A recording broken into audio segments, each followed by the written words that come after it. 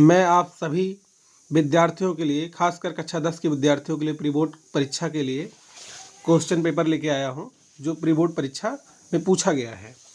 आप सभी लोग निर्देश पढ़ सकते हैं। इसमें समय दिया गया है 3 घंटे 15 मिनट, और इसी के साथ पूरा निर्देश आप लोग पढ़ सकते हैं। इस तरह हम आगे बढ़ते हैं। पहला प्रश्न है कि सेवा सदन उपन्यास के लेखक कौन है? तो इसके लेखक हैं मुंशी प्रेमचंद जी। इसका ऑप्शन नंबर ए सही हो जाएगा। इसी के साथ हम अपना दूसरा प्रश्न देखते हैं। दूसरा प्रश्न कहा है, दुलाई वाली कहानी की रचयिता कौन है? दुलाई वाली कहानी की रचयिता बंग वाली महिला है। तीसरा प्रश्न कह रहा है कि आलोचकों ने गद्य की कसौटी किसे कहा है? तो गद्य की कसौटी निबंध को कही जाती है, इसलिए ऑप्शन नंबर बी सही हो जाएगा। चौथा प्रश्न कह रहा है कि स्मृत रेखाएं रेखा चित्र के रचनाकार कौन है? तो इसके रचनाकार महादेवी वर्मा जी हैं, ऑप्शन नंबर डी सही हो जाएगा। पांचवा प्रश्न कह रहा है, हिंदी गद्य साहित्य में शुक्ल युग की समय सीमा मानी जाती है? तो सन 1918 से लेकर के 1938 तक आप लोगों को शुक्ल युग की सीमा मानी जाती है। छठा प्रश्न कह रहा है, शिवराज भूषण के रचनाकार है?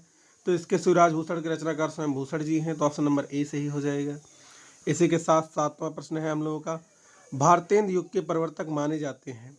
भारतेंदु हरिश्चंद्र जी। आठवां प्रश्न हो जाएगा, दूसरा सप्तक कब प्रकाशित हुआ? दूसरा सप्तक 1951 में प्रकाशित हुआ था, ऑप्शन नंबर डी सही हो जाएगा। नवा प्रश्न कह रहा है, लोकायतन के रचनाकार हैं? लोकायतन के रचनाकार सुमित्रानंद पंत जी हैं, इसलिए ऑप्शन नंबर बी सही हो जाएगा। ऑप्शन नंबर 10 देखिए आप लोग। क्वेश्चन नंबर 10 कह रहा है, महादेवी योजना की रचना नहीं है। आप लोग जानते हैं रश्मि, निहार, नीरजा ये सभी महादेवी वर्मा की रचना है, बस उर्वशी महादेवी वर्मा की रचना नहीं है। इसी के साथ हम लोग अपना अगला प्रश्न देखते हैं। अगला प्रश्न कह रहा है, निर्वेद किस रस का स्थायी भाव है? 11वां प्रश्न कह रहा है, निर्वेद किस रस का स्थायी भाव है? तो निर्वेद का स्थायी भाव शांत, यानी रोला। अगला प्रश्न कह रहा है, रोला छंद में चरण होते हैं? रोला छंद में 4 चरण होते हैं। 13वां प्रश्न कह रहा है, चरण कमल बंधव है राय में कौन सा अलंकार है? तो रूपक अलंकार है। इसी के साथ 14वां प्रश्न कह रहा है, माता पिता में प्रयुक्त समास है? माता पिता में द्वंद्व समास है, क्योंकि इसके बीच में योजक का चिन्ह लगा है और शब्द का लोप हुआ है। इसी के साथ चंद्रमा शब्द का पर्यायवाची पूछा गया है अगले प्रश्न में। चंद्रमा का पर्यायवाची होता है राकेश। 16वां क्वेश्चन कह रहा है, सहोदर में प्रयुक्त उपसर्ग है? सहोदर में सह उपसर्ग है, ऑप्शन नंबर ए सही हो जाएगा। 17वां प्रश्न कह रहा है, युष्मत शब्द का प्रथम विभक्ति और एक वचन रूप होता है? युष्मत का मतलब होता है तुम, यानी इसका प्रथम एक वचन रूप हो जाएगा त्वम। इसी के साथ 18वां प्रश्न पूछ रहा है, विकारी शब्द कितने प्रकार के होते हैं? तो विकारी शब्द 4 प्रकार के होते हैं। 19वां प्रश्न कह रहा है कि कर्मवाच्य में प्रधानता होती है? कर्मवाच्य में करने वाले की नहीं, बल्कि किए गए कर्म की प्रधानता होनी, यानी कि ऑप्शन नंबर बी सही हो जाए, कर्म की। इसी के साथ हम अपना आखिरी प्रश्न पढ़ते हैं, 20वां प्रश्न।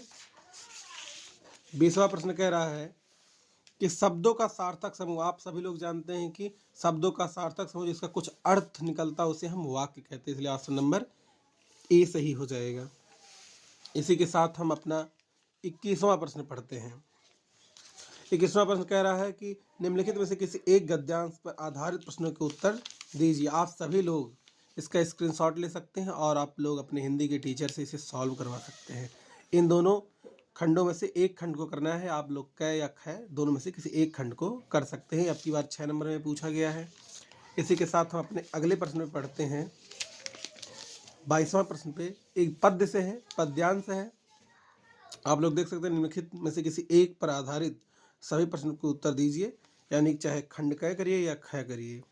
इनमें से एक खंड करने पे आपको 6 नंबर मिलेगा, लेकिन उसके सभी प्रश्न करने पड़ेंगे। इसी के साथ हम अपना 23वां प्रश्न देखते हैं। 23वें प्रश्न में, जो कि हमेशा संस्कृत पूछा जाता है, 23वां प्रश्न में है संस्कृत का अनुवाद। आपको संदर्भ सहित अनुवाद करना है, क और ख में से एक। और आपको अब की बार 2 संस्कृत के खंड काव्य मिलेंगे, एक होता है गद्यांश से, एक होता है पद्यांश से। आप लोग देख सकते हैं, इन दोनों में से पद्यांश से एक और गद्यांश से एक करना है। 5 नंबर का अनुवाद सहित रहेगा, संदर्भ सहित। एक साथ आपका 25वां और इम्पॉर्टेंट प्रश्न है, आप लोग अपने अपने जिले के अनुसार खंड काव्य को पढ़ सकते हैं।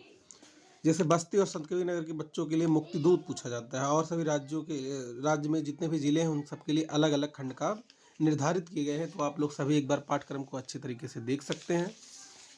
और आखिरी प्रश्न की तरफ हम लोग बढ़ते हैं। कह रहा 26वां क्वेश्चन कह रहा है रचना। कह रहा है दिए गए किसी एक लेखक का जीवन परिचय, उनकी प्रमुख रचना लिखिए। इन तीनों लेखकों में से किसी एक का लिखना है आप लोगों को। और इसी की तरह खंड ख भी है, इसमें भी 3 कवियों के दिए गया है। 3 कवियों में से किसी एक का लिखना है आप लोगों को, 5 नंबर मिलेगा। 2 नंबर रचना पर निर्धारित किया गया है, 3 नंबर उनके जीवन परिचय पर। आप सभी लोग एक बार इन सभी प्रश्नों को सॉल्व कर सकते हैं, देख सकते हैं अपने आप को। इसी के साथ हम लोगों का आखिरी पृष्ठ है। 27वां क्वेश्चन कह रहा है अपने पाठ्य पुस्तक से किसी श्लोक को लिखिए। चूंकि आप लोग जान चुके हैं 2 श्लोक पूछे जा चुके, इसलिए आप लोग कम से कम 3 श्लोक याद करके जाइए। ये 2 नंबर का प्रश्न है। कह रहा है अपने मोहल्ले की नालियों की सफाई करने हेतु नगर पालिका की चेयरमैन को पत्र लिखिए। नगर पालिका के चेयरमैन को अगर आपको पत्र लिखना है